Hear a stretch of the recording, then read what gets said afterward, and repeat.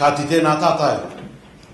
E kinei te kōrero, e taonga ki mināku ki te wakarua, e taonga ki mināku ki te marangai. Tū ki a ruia mā te takapau tēnā ka ora, e takapau taonga. Ko tō auora, ko tōku auora, e ono nei, ana kia nui noa atu, e ki ana i rua i te papa nei, kia nui noa atu ki te tuku i te aroa, ki tēnā o tātou. Good afternoon. It's definitely a privilege for me to be here and to present at this conference. And listening to the presentations both this morning and then closer towards lunch, hopefully we can find some synergy. Firstly, just to follow on from Liz, who am I?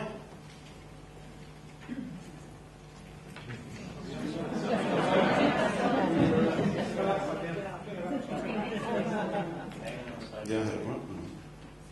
No, turn it on.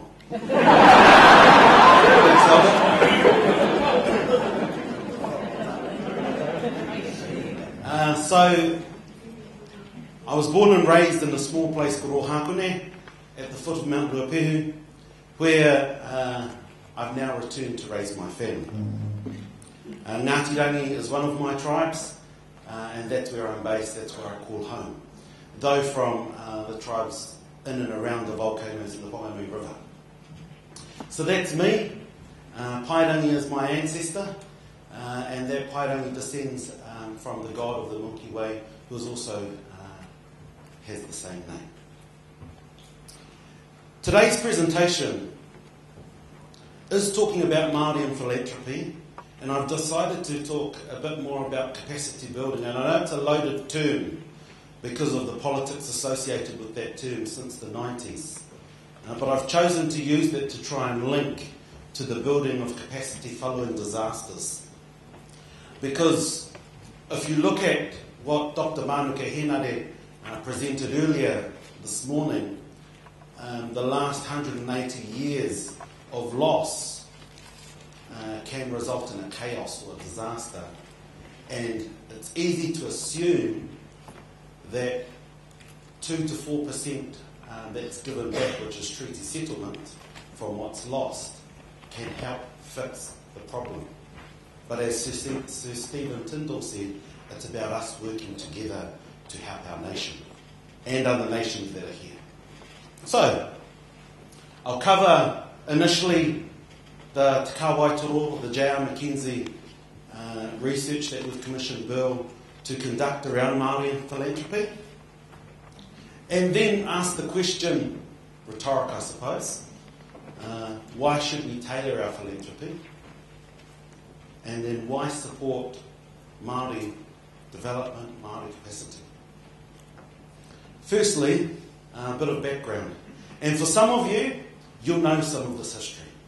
So J.R. McKenzie Trust was established in 1940, based on the work of J.R. himself and department stores. Through his work, he linked to Rotarians, to the Rotary network, and in linking to Rotary was able to distribute some of his hard work, the results of his hard work. Jumping ahead to 2003, the J.R. McKenzie Trust went through a strategic review, and that strategic review utilised some research, looked into themselves, and identified a new path. And that path is around some of the social change that was referred to in the earlier presentations this morning. And identifying two key areas to help move the efforts that J.R. McKenzie does.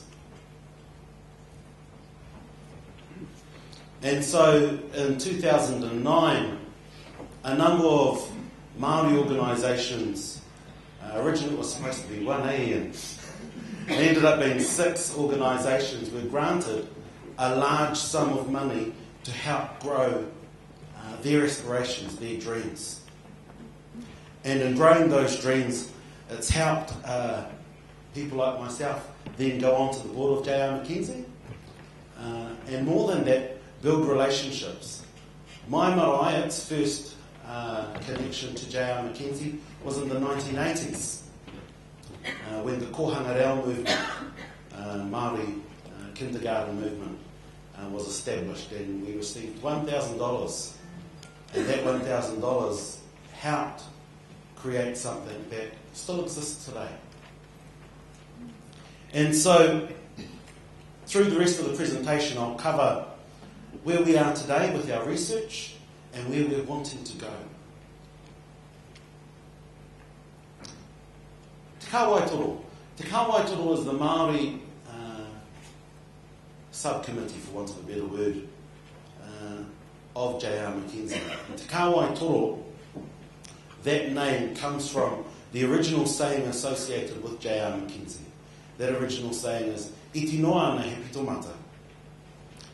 Potential can be grown just from a small contribution. And so, Te Kāwai Toro furthers that idea. And if you look at the kumara leaves, as you see here, which is the J.R. McKenzie logo, Te Kāwai Toro is about how those leaves grow and then branch out.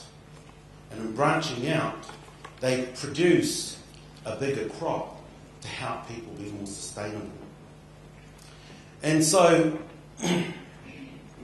some of the work that we've done is we've gone back to look at our garden and identify what is Māori, who are Māori, where are Māori. What are the issues, what are the challenges, so that we can then help grow a garden. And in growing a garden, we can then produce a crop that feeds more than one, that feeds more than two, that feeds a family, that feeds a community.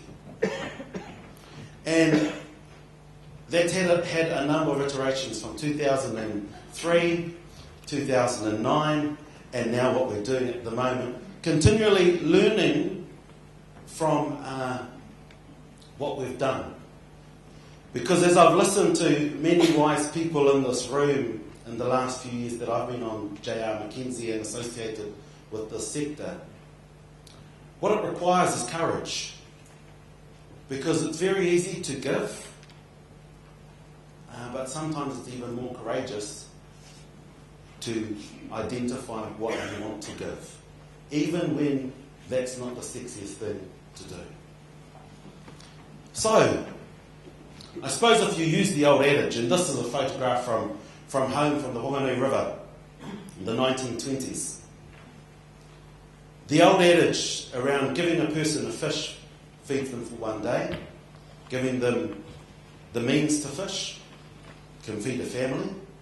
More importantly though, if we can give people the support to not only learn the skill, relearn the skill, but then pass that skill on, you'll have more production within that group of people or community. And so the challenge, that's on one coast. On the other coast, probably almost 200 years before this photo was taken, when Cook arrived, one fishing net that he saw was 2 miles long. And so how do we get back to creating the skills that Dr. Henare referred to in his session earlier, which help produce a better production, a better way of life for our nation? That's an intro. Now let's look at what you have been doing around Māori philanthropy. Why do this research? I've already referred to 2003 in the review internally in J.R. McKenzie, which resulted in the Māori Landmark Initiative, which soon after that name came out, it was then changed to Te Kāwai Toro.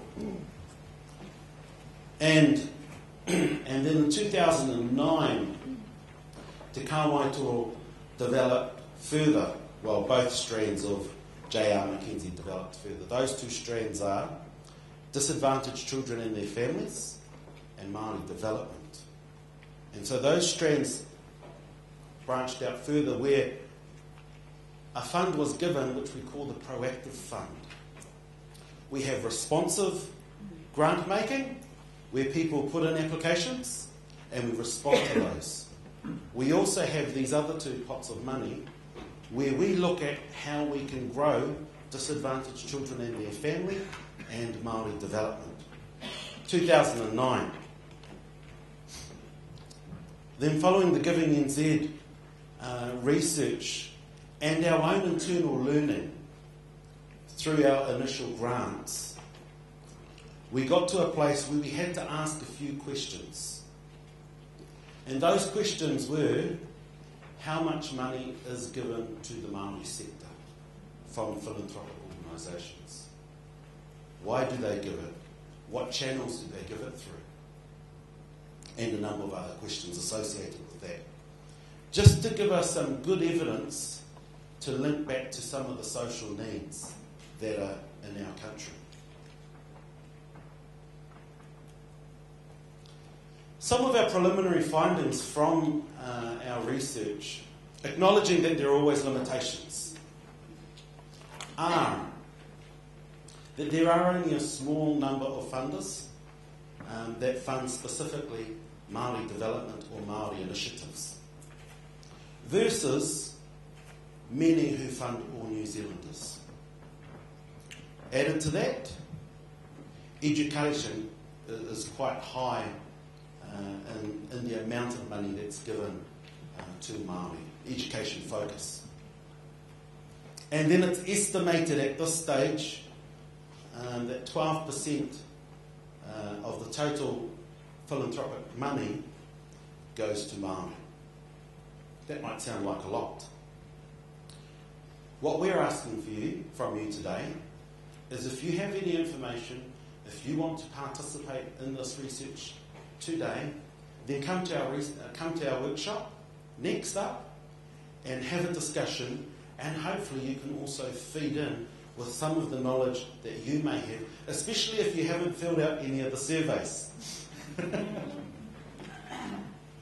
Because once we've completed this research, we will be sharing it in one form or another. So why tailor? Why tailor any funding? In the case of J.R. McKenzie, our mission, our vision is for a socially inclusive Aotearoa New Zealand. And I referred to courage earlier. And this is a chance for us to grow our nation. It's a chance to grow that humanistic value where philanthropy comes from. That act of giving, and giving to each other to help each other, irrespective of what pathway you come from. So why Māori? For ourselves as J.R. McKenzie, we realised that our money to Māori was underrepresented. It was a very small figure, and not even worth talking about, really. But we made a decision, not just because of that, but because of the social needs. And there were figures earlier referred to around child poverty, and that 1/3 of New Zealand's child poverty is our Māori. And so how do we start to change that? And that's about being brave to say, well, it's okay to say that we fund a portion of New Zealand to help grow all of New Zealand.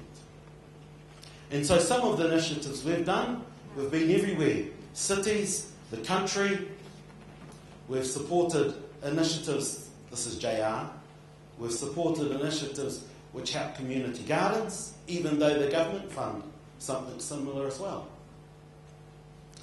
Helping environmental restoration, which is about building communities again. Helping people with financial literacy. And you'll see Ngaitahu on that logo. Yes, they've received a settlement, but we saw the need to support this project. Also, social change, and in this case, constitutional reform. So we're supporting a range of projects prior to us investing in our proactive fund. What we're also doing is utilising Rotary again. Rotary have noted that they don't have many Māori members. And perhaps one way is partnering with organisations like ourselves, like yourselves, with your networks, in our case, Rotary, where they don't need to give money, but they can give some of their support and resource and knowledge to help the different groups. And in doing that, that grows the Kumara farm. So why? Why again? I want to focus in on a few other points from the research. One of the reasons why those groups that do fund Māori, it's because of their strategy and how they've developed policies. They've had a focus which then takes them down a path. Also, in the findings of our research, the comment that I referred to earlier around most organisations fund all New Zealanders. And the anecdotal discussions that have come out of that is that that may be because of, on our pathway of courage, there's been a blip, there's been a bump, where we reacted to something like closing the gaps. And what we now need is the courage to go over that bump, to go over that jarabar, and say, hey, it is okay. It is okay to say that I'm going to fund this. It is okay to say that I'm going to fund this. And let's look at where the needs are, and let's not make it racial. If in the end they are a cultural group, then so be it.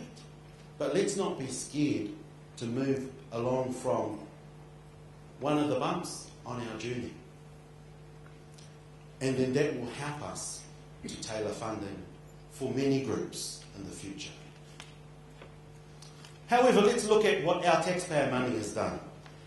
It's given building blocks. It's given building blocks to help Māori to do a number of things. However,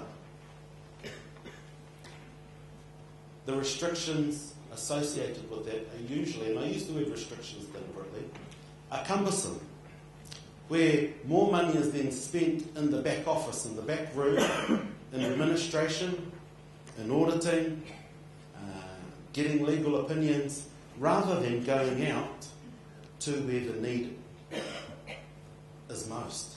And so, the intent may be good of the various initiatives that are funded from our taxpayer money, and they do give building blocks. The challenge is, how does our sector, as Sir Stephen referred to earlier, work together to create a better outcome? I suppose the best way to do that is identify who is this group. A lot of people think iwi and Māori are the same. Well, let me say, Māori are not homogeneous, like every other culture. They are not the same, though the media expects Māori to be the same. You have one group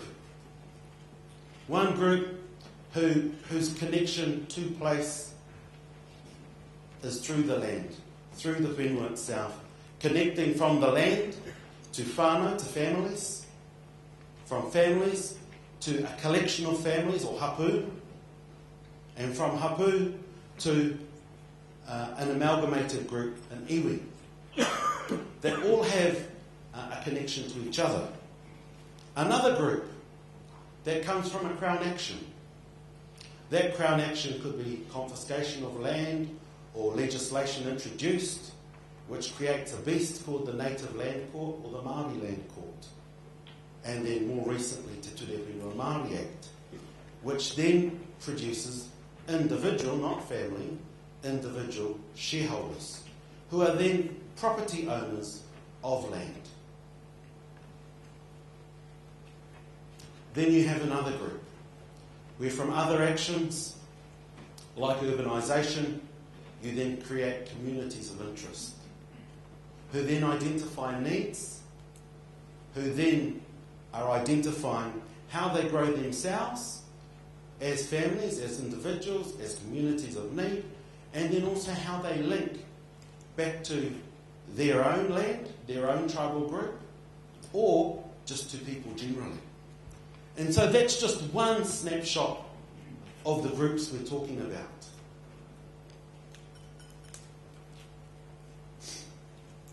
There's also a hive of activity happening. And a lot of people are saying, well, treaty settlements happen. Māori should start to give money back to themselves. Who remembers the Māori education scholarships that Māori people used to get to go to college and to go to university in the 70s, 60s and 50s? If you remember those, that wasn't from the government. That was money, Māori money, that the government administered and gained the interest on and then distributed back to Māori. And so, like treaty settlement is only 2 to 4%. The amount that you get for treaty settlement is usually 2 to 4% of what was originally taken. For those tribes that will get 50 million plus, which are the minority, it will take them roughly 30 years to get to a place where they're ready to give. So if we want that to increase, then we've got to look at other ways of doing this as a country. Which goes back to the building blocks.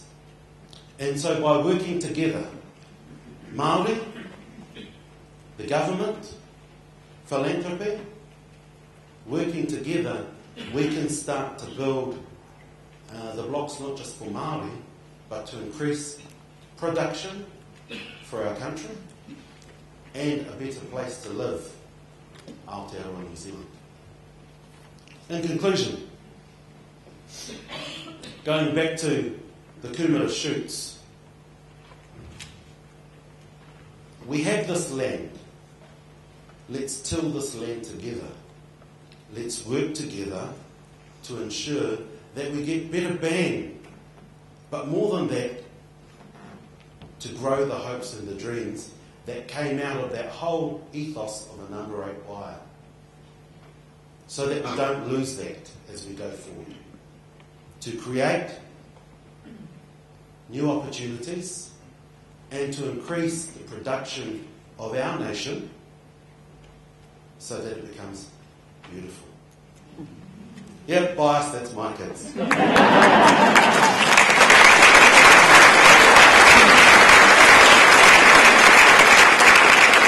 In conclusion, I'd like to finish with a waiata, which talks about growing a crop to produce something that can help more than a few.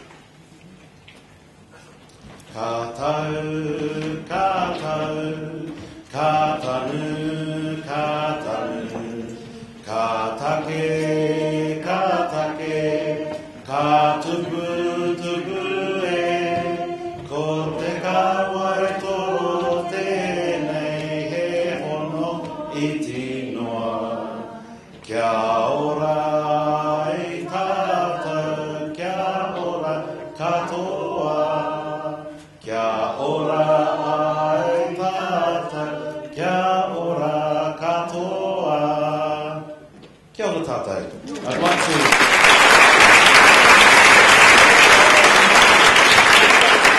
hand over to Albert.